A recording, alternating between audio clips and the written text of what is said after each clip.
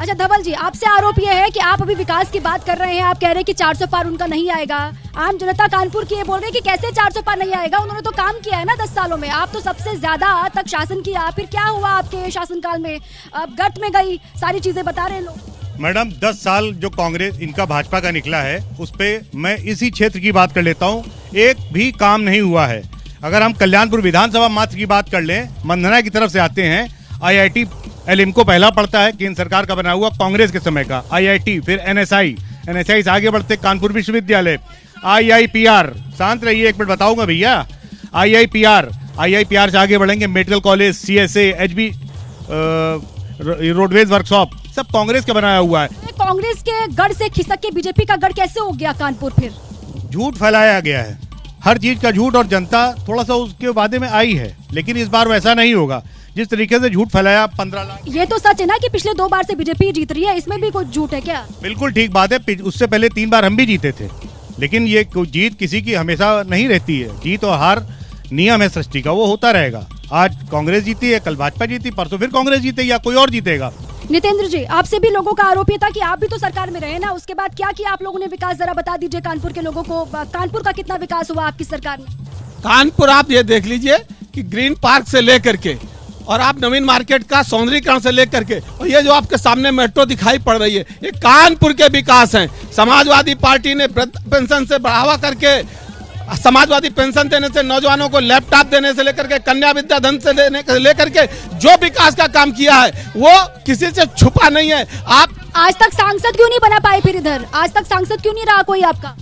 देखिए, ये कानपुर हमेशा बदलाव कर, कानपुर समाजवादी का, यहाँ सुभाषिनी अली से लेकर मनोहर लाल से लेकर के, और इसके पहले कांग्रेस के 3 बार श्री प्रकाश जायसवाल से लेकर के लगातार यहाँ कानपुर मजदूरों का गढ़ रहा है, यहाँ परिवर्तन होता रहा है। और आगे इस बार भी इंडिया अलायंस का, समाजवादी पार्टी कांग्रेस गठबंधन का प्रत्याशी, जो भी प्रत्याशी इंडिया अलायंस से यहाँ पर उतरेगा वो जीत जाएगा। ये नितेंद्र जी का कहना है कि जो भी प्रत्याशी इंडिया अलायंस से आएगा वो जीतेगा।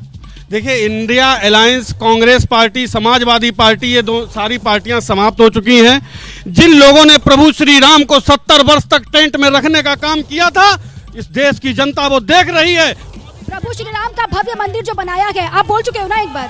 हाँ, तो आऊंगी आपके पास। प्रभु श्री राम का मंदिर जो बना है, उससे फायदा हो रहा है बीजेपी को? आप खड़े होइए।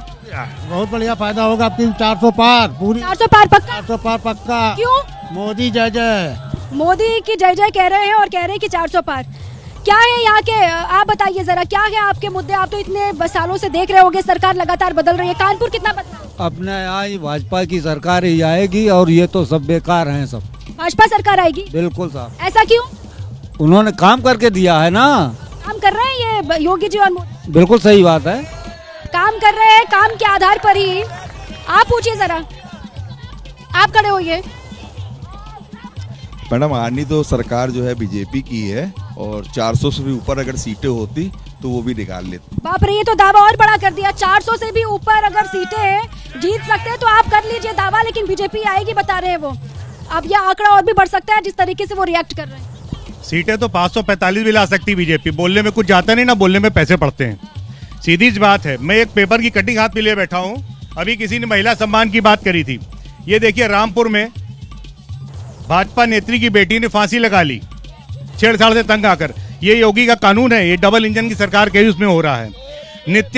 नित्यानंद स्वामी, भारत सरकार का केंद्रीय गृह राज्य मंत्री, जिसके वीडियोज आए सामने, एक महिला के साथ जो उसकी स्टूडेंट थी, छात्रा थी, उससे वो गलत तरीके से उसका यौन शोषण कर रहा था और कई चीजें कर रहा था।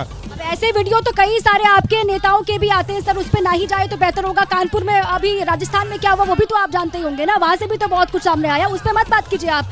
ये बताइए, जब अगर मौजूदा सरकार ने कुछ किया ही नहीं तो आपके लोग टूट टूट करके उनके पास क्यों जा रहे हैं? उनके पास देखिए, जो लोग जा रहे हैं उनको कोई रोक नहीं सकता। ये भाजपा दबाववश लोगों को ले रही है, किसी न किसी कारणवश लोगों को बहला के फुसला के ले रही है, उससे कोई फर्क नहीं पड़ता। कमलनाथ जी जा रहे हैं MP? जब जाएंगे तब बात करेंगे, अभी गए नहीं है। अगर जा रहे हैं सिर्फ इस कयास को लेकर हम कह दे कमलनाथ जी जा रहे तो वो नहीं माना जाएगा। पहले भी यही कहते थे ना, जब सिंधिया जी गए तब भी यही कहा आप लोगों ने, मिलिंद देवड़ा जी गए, अभी अशोक चौहान जी गए महाराष्ट्र में, टूट टूट के तो जा रहे हैं लगातार चुनाव सिर पे। उससे कोई फर्क नहीं पड़ेगा। ये जो नेता वहाँ जा रहे हैं वो चुके हुए नेता। अगर कमलनाथ जी में इतनी दम होती तो विधानसभा चुनाव जिता देते।